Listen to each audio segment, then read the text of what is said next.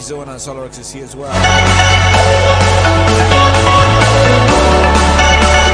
The man blind again misses this afternoon owing to matches of exigency. Join us via Facebook. We'll stream live on a verified Facebook page, Planet Radio 101.1 FM.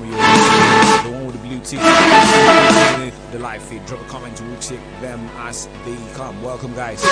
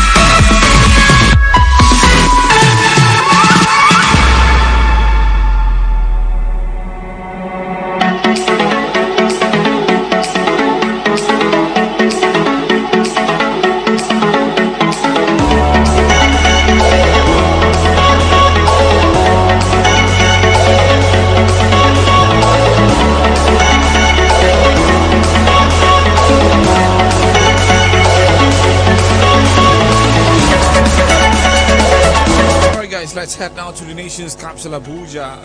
Amara, was the latest from the expected colorful draw?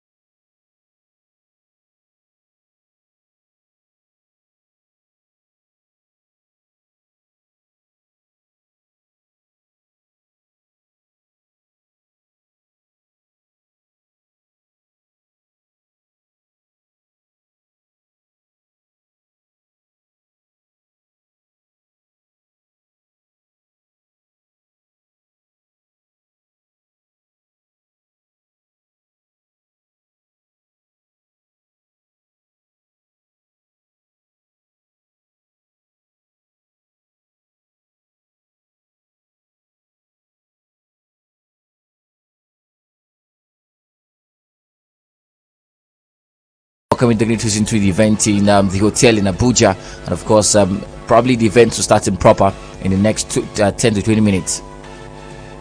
Right, so we're still tracking the latest stories coming from the nation's capital Abuja, and of course we're looking forward to what will be the outcome of that particular draw.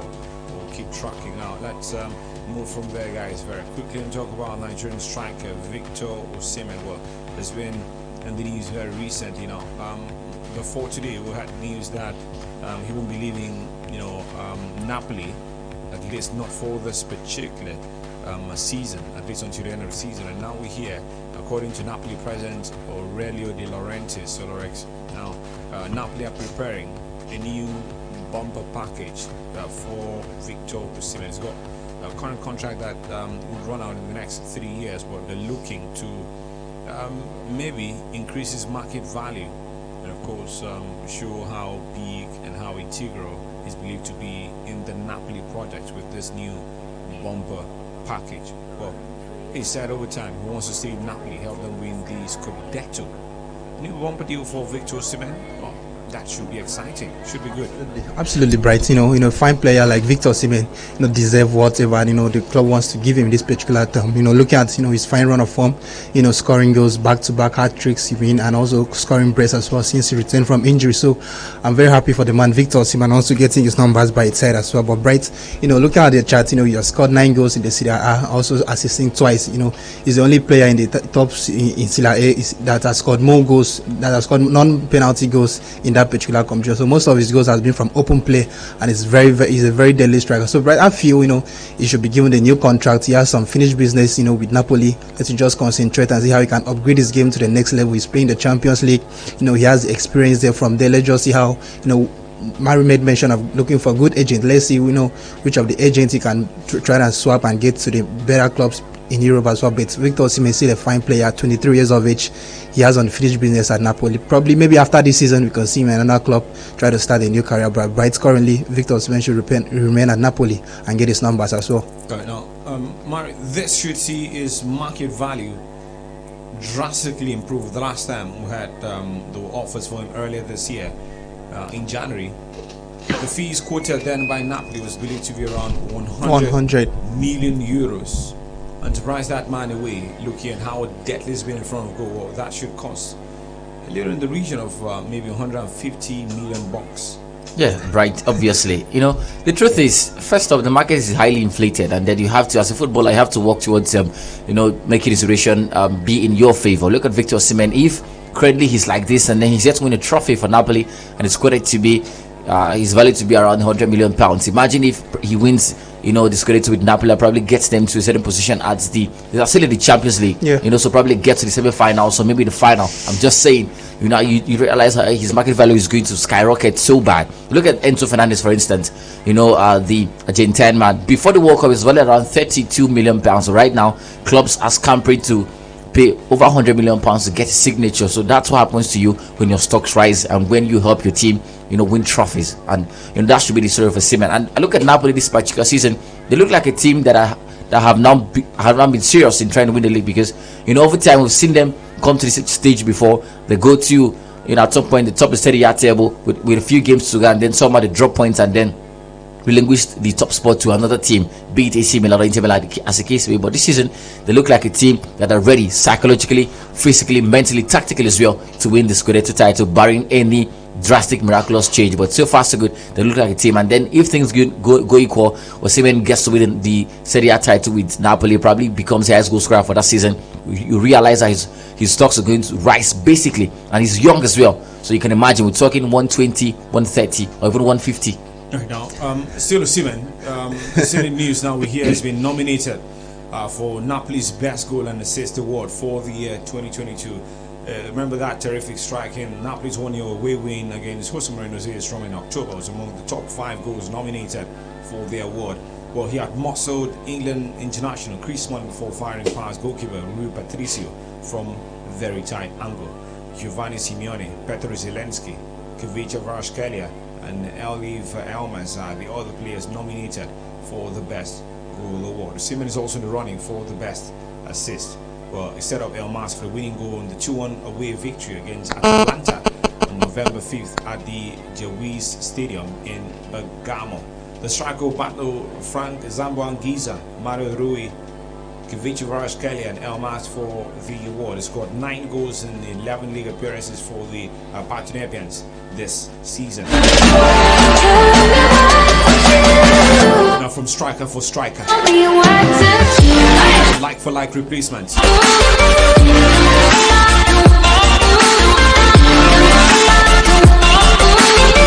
A striker from Nigerian descent who is attracting a lot of interest. Please for a French Ligue 1 Saint Laurent. His name is Terem Moffi. Now we hear Olympique Lyonnais have joined the long list of clubs interested in signing the Nigerian striker. Premier League clubs like Brighton Hove Albion, Crystal Palace,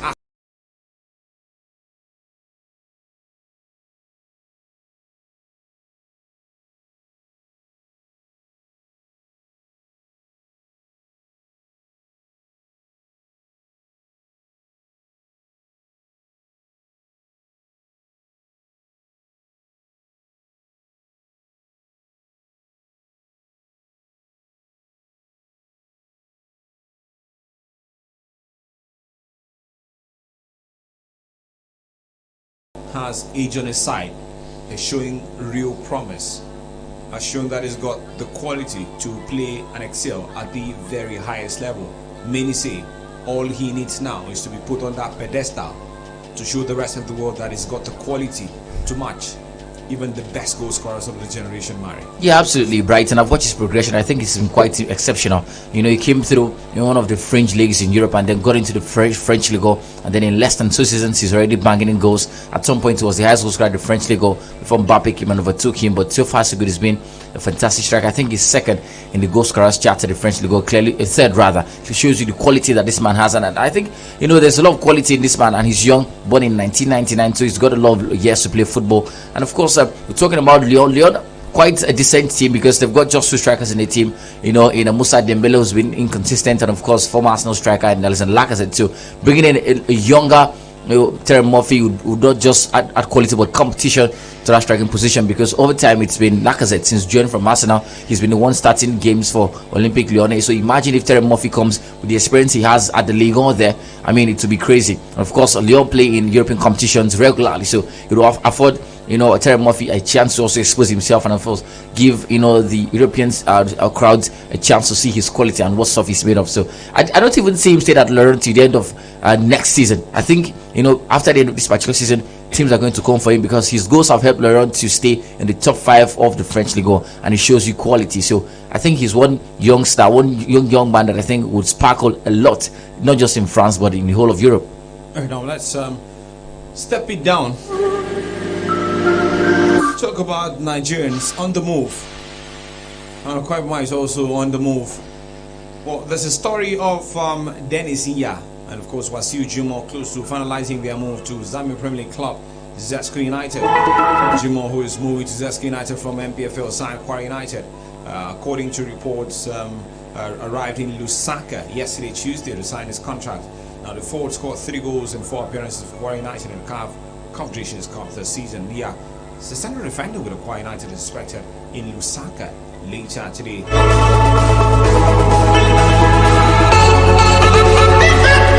26 can also play in Mayfield. 12 Nigerians on the 17th side that conquered the world in the United Arab Emirates in 2013. It's coming as a replacement for Sudanese defender Peter Maya, who has been released by the club.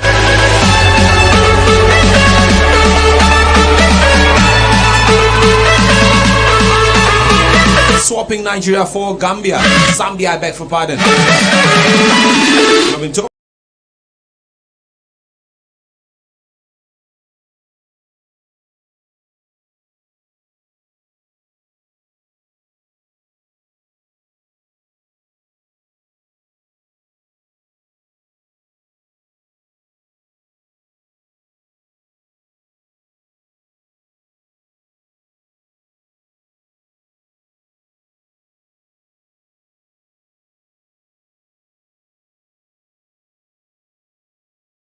Side Nigeria as well, but you come to discover that the league is not good as well. Looking at other leagues have started in Africa, the Turkish, the Tunisian league, Zambian league, and Gambia league as well. So Bright, I don't think it's a nice move from Dennis. He's a fantastic lad. He plays week in week out for Akwa United as well. I just feel that's one aspect, that's one angle Akwa United are definitely going to struggle when the season starts, except they can get a better replacement for Dennis. But Bright, on the other hand, I don't think it's a right move for Dennis. Bright. Well, I think it's the best move. If you compare, the MPFL to the Zambian League, Zambians and a lot more organized in the league, and of course we talk about the various flaws and pitfalls we see in the MPFL. We don't see that in the Zambian Premier League. They have a functioning league, and of course Zesco United particularly have been one of the top teams. They sit second in their league right now, so they've been regulars as well in CAF competitions, have a few achievements. They've won 9 Zambian Premier League titles, and of course look at the performance at CAF competitions. They've gone to semi-finals before, recently 2016. So they're not a side. They're properly baked, properly grilled, decent football side playing in Zambia. So I think I have to be happy, not just for Sijima, but most importantly for Dennis Inya. He's had a topsy-turvy last 2, 3, 4, 5 years for him, his footballing career. Left to Plateau United, I think was on a loan deal, struggled for playing time, had to come back to Akwa United last season, got a few game time in, but still just couldn't replicate the form which you see him back under Abdul Maikaba, and of course the Brazilian coach Everton.